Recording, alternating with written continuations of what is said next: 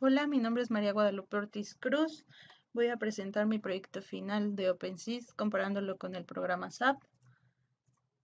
La geometría de mi estructura consideré 4 niveles, 3 crujías en dirección en X y 2 crujías en dirección en Z, cuya longitud de mi entrepiso es de 20 pies de altura.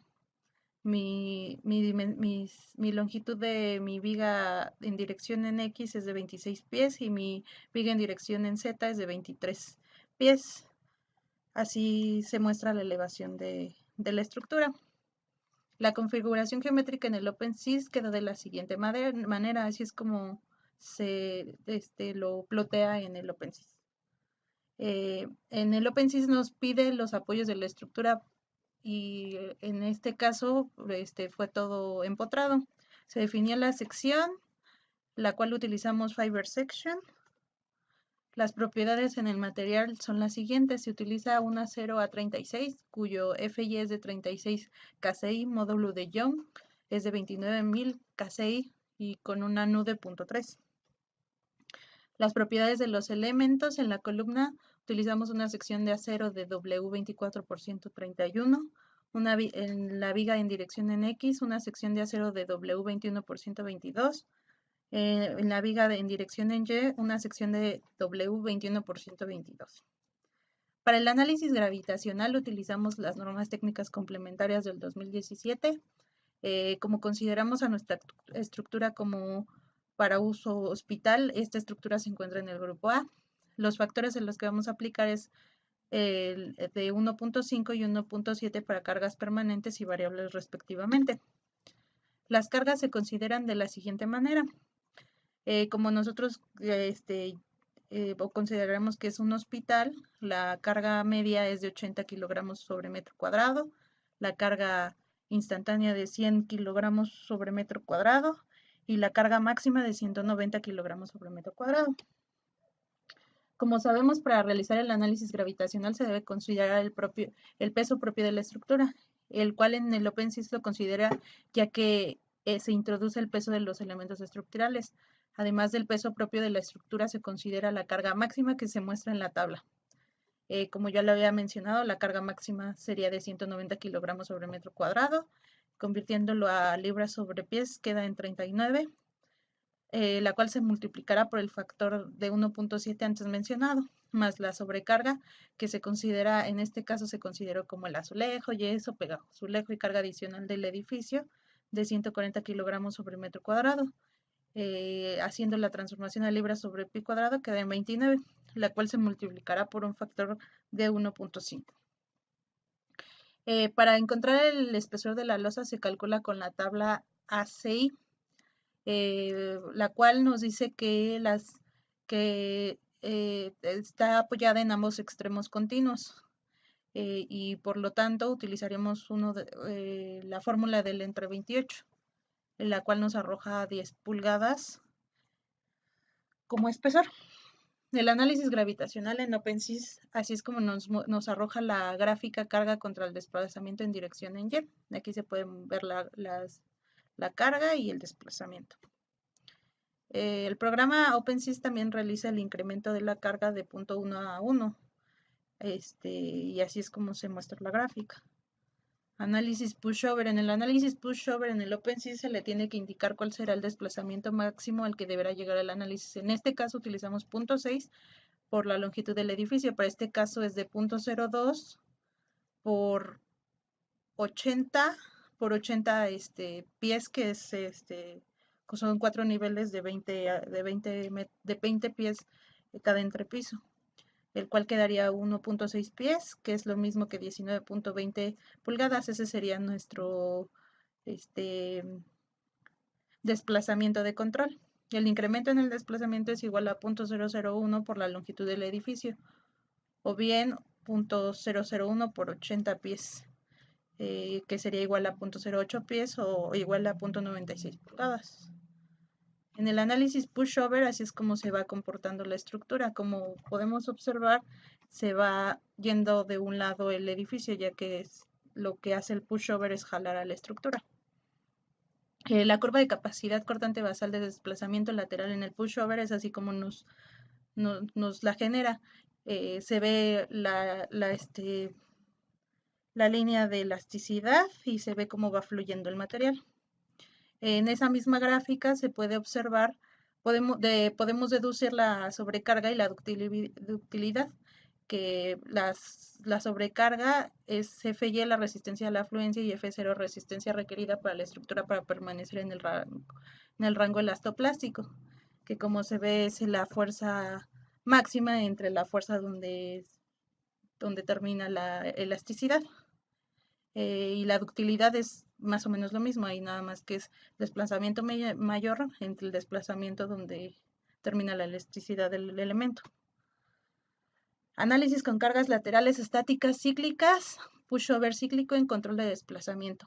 En este análisis se nos pide las características del análisis cíclico, el control de desplazamiento.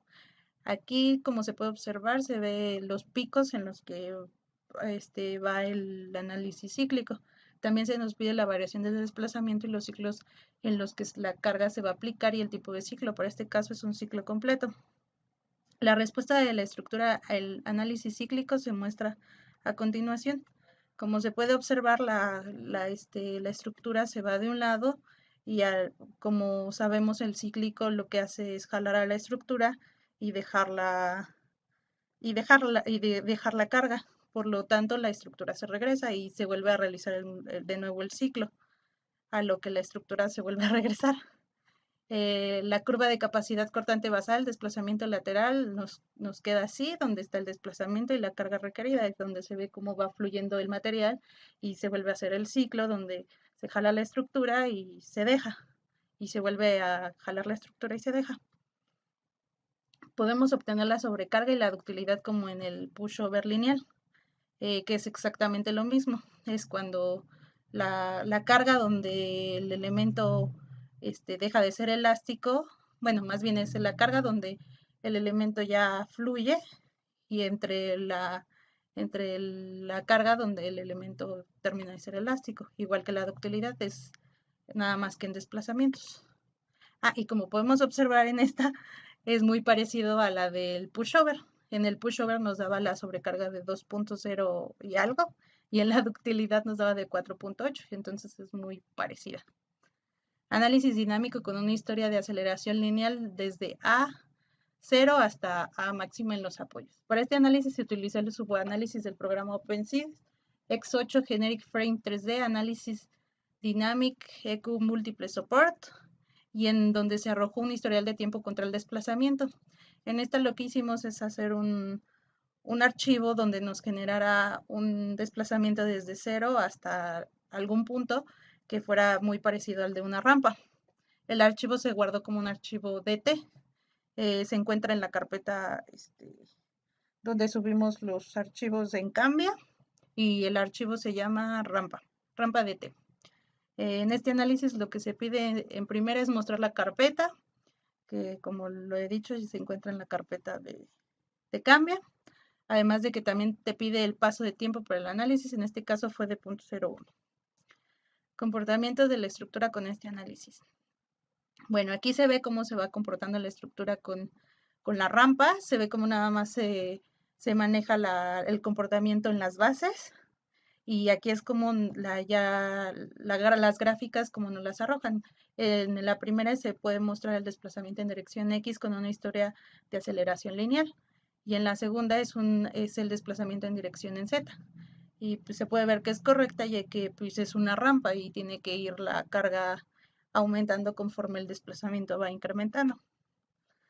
Análisis dinámico con una historia de aceleraciones en los apoyos. Utiliza el registro de aceleraciones de su elección. Para este caso igual se utilizó el X8 Generic, y como en el análisis anterior te pide casi exactamente lo mismo, la única variación es que aquí le metimos un acelerograma de un sismo, y el cual también se encuentra en la carpeta RAR. El archivo se llama sismo.dt, dt2. La respuesta de la estructura ante este sismo, como se muestra en las figuras, sí se ve la gran diferencia del otro, porque pues aquí es más fuerte el sismo y se puede apreciar más la respuesta de la estructura. Y estas son las gráficas como nos muestra ya con la respuesta del sismo y a la estructura. Una es en el desplazamiento en dirección en X y la otra es el desplazamiento en dirección en Z. Y bueno, ahora se realiza la comparativa con el programa SAP. Igual se utilizan las mismas geometrías con las mismas secciones, los mismos niveles, las mismas crujías en dirección en X, las mismas crujías en dirección en Y, y así es como se puede observar el modelo en el SAP. Aquí es como se definieron las cargas, que es exactamente lo mismo del pasado. Se utilizó la carga media definida de las normas técnicas, la máxima y la instantánea, y además la sobrecarga, que ya se habían mencionado anteriormente. ¿Cómo se definieron los casos de carga? Bueno, ahí utilizamos un caso de carga para realizar el pushover, el gravitacional, el sísmico y el de la rampa, lo cual ya nos fue arrojando los siguientes datos. Deformación de la estructura con el peso de la carga muerta. Así es como el edificio se deforma nada más con la pura carga muerta, con la pura carga gravitacional. Y el comportamiento de la estructura con el pushover, aquí se puede ver cómo se empieza a plastificar, pero es en el paso 7. De ahí ya empieza a aumentar la plastificación en el paso 9 y para en el paso 11, que es ya cuando más bien como tenemos un desplazamiento de control, ahí es donde para la estructura, pero si lo dejáramos correr, pues sería hasta que la estructura fallara. En este caso, pues no es así. El desplazamiento todavía ahí nos quiere dar a entender que la estructura todavía pues soporta o está poco dañada.